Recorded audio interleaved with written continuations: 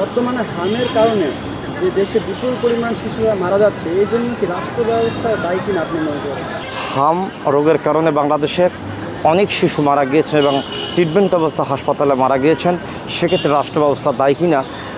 5ই আগস্টের পূর্বে বাংলাদেশের সাবেক প্রধানমন্ত্রী বঙ্গবন্ধু কন্যা জননেত্রী শেখ হাসিনা যখন ক্ষমতায় ছিলেন, তখন কিন্তু বাংলাদেশের 55,598 বর্গমাইলের ভূখণ্ডে এবং বাংলার টেকনাফ থেকে তেঁতুলিয়া, রূপসা থেকে পাথুরিয়া জুড়ে কোথাও কিন্তু কোনো শিশু হামের টিকার অভাবে মারা গিয়েছেন এরকম কিন্তু কোনো বিষয় আমরা পত্রপত্রিকা আগে পূর্ব দেখি নেই।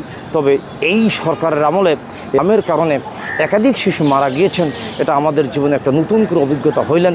এবং বিগত 16 বছর যখন আওয়ামী লীগ সরকার শাসন করেছিলেন, তখন এই ধরনের সমস্যার কারণে বাংলাদেশে কোনো শিশুই মৃত্যুবরণ করে নাই বলে আমরা পত্রপত্রিকায় দেখি নেই।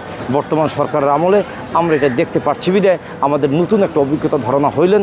এক্ষেত্রে আমি মনে করি এই বাংলাদেশের রাষ্ট্র ব্যবস্থা এবং ট্রিটমেন্ট ব্যবস্থার কারণে, চিকিৎসা ব্যবস্থার কারণে কিন্তু আজকের এই পরিস্থিতি বাংলাদেশের অনেক শিশুরাই মৃত্যুবরণ করেছেন।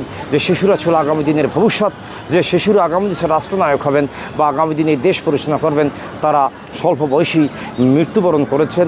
এবং এক্ষেত্রে আমি মনে করি বাংলাদেশে যারা চিকিৎসা করছেন তারা কমপ্লিটলি ব্যর্থ হয়েছেন এবং স্বাস্থ্য মন্ত্রণালয়ের যিনি মন্ত্রিত্ব রয়েছেন ওই মন্ত্রীকে আইনের আওতায় আনা উচিত এবং সরকারের উচিত এই বিষয়কে তদন্ত সাপেক্ষে কার ভুলের কারণে এবং কোন কর্মকর্তাদের ভুলের কারণে অথবা রাষ্ট্র ব্যবস্থার ভুলের কারণে বা কোনো ব্যক্তির ভুলের কারণে এই ধরনের ট্রিটমেন্ট সুসম্পন্নভাবে করতে পারে নাই, টিকা পূর্বে দেওয়া হয় নাই, তা তদন্ত করে সরকারের প্রয়োজনীয় ব্যবস্থা গ্রহণ করার জন্য আমি সরকারের প্রতি উদ্যোক্তা আহ্বান করছি।